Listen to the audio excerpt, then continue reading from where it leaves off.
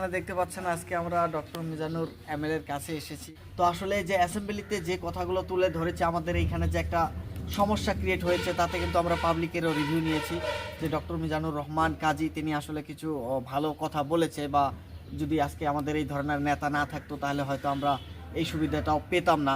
তো আজকে আমরা সেই বিষয়ে একটু আলোচনা করব যে আসলে আমাদের যেটা পিস বা আমাদের যেটা অ্যাকচুয়ালি সমস্যা, এর আগেও বহু ধরনের ডক্টর মিজানুর রহমান কাজী পিস করার জন্য বা একটা শান্তির জন্য একটা ভালো একটা মিটিং করেছিল।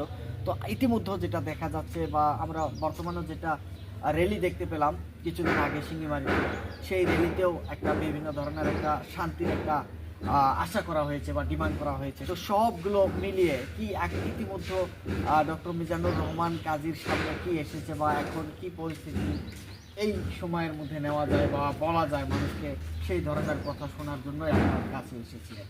দেখুন, আসসালামু আলাইকুম, নমস্কার। এটা তো একটা অনেক এইরকম একটা পরিস্থিতি যেটা হয়তো আমরা কেউ কল্পনা করতে পারিনি। আকস্মিকভাবে এই ঘটনাটা হয়েছে। হওয়ার পরে আমরা বিভিন্ন অ্যাঙ্গেলের মধ্যে গভর্নমেন্টের সঙ্গে, অ্যাডমিনিস্ট্রেশনের সঙ্গে, লোকাল এনজিওর সঙ্গে, from both the sides, both the communities, আমরা বিভিন্ন অ্যাঙ্গেলের মধ্যে ডিসকাশন করা হয়েছে। হওয়ার পরে সিচুয়েশন আগের চেয়ে অনেক ভালো।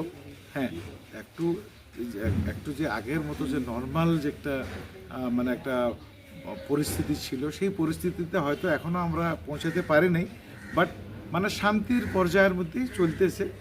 আমরা সবাই জানি পিস ইজ এ প্রসেস। একবার যখন ওটা ব্রেক হয় আবার রেগুলার হতে একটু সময় লাগে। তো আমি সবাইয়ের কাছে আহ্বান জানাবো, সব সম্প্রদায়ের মানুষের কাছে, যে আমরা সবাই মিলে প্রীতিভাবে আবার সেই আগের ভাইচারাটা যাতে ঘুরিয়ে আনতে পারি, এই প্রচেষ্টার মধ্যে আমাদের চলা দরকার। এবং আমার বিশ্বাস যে অতি শীঘ্রই আমরা সেই আগের দিনের মতো একটা মানে ভাইচারার পরিবেশ আবার ঘুরে পাবো। আমি গত অ্যাসেম্বলি সেশনের মধ্যেও এই ম্যাটারটা নিয়ে অ্যাট লেংথ ডিসকাস করছি, মানে বিভিন্ন স্তরের মধ্যেও ডিসকাস করছি। গভর্নমেন্টও বদ্ধপরিকর যে এই পরিস্থিতি যাতে এইরকমভাবে না চলে, পরিস্থিতি যাতে সম্পূর্ণভাবে নর্মাল হয়, এর জন্য গভর্নমেন্টের তরফ থেকে যথেষ্ট চেষ্টা করতেছে।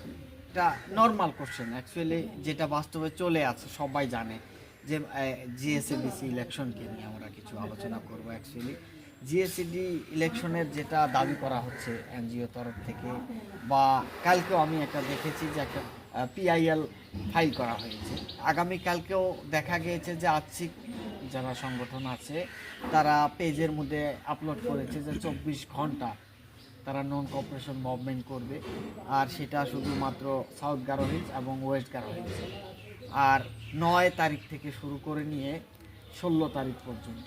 তো এই যে এটা একটা যে নন কোঅপারেশন তারা করছে, আসলে আপনার জানা মতে কি এটা শুধু অ্যাকচুয়ালি যারা নন ট্রাইবালস ক্যান্ডিডেট আছে তারা তো নমিনেশন সাবমিট করতে যাইবে, আর যেহেতু প্রেস্টন টাইমসঙ্গ বলেছে এবং সাংবিধানিকলি তাদের অধিকার আছে, তো আসলে এইটা বন্ধ করার জন্য তারা এই ধরনের আন্দোলন করছে না অ্যাকচুয়ালি মাইনরিটিকে কিভাবে চলা দরকার আর কি আপনার জানা মতে? হ্যাঁ, দেখো, I respect the sentiment of every communities.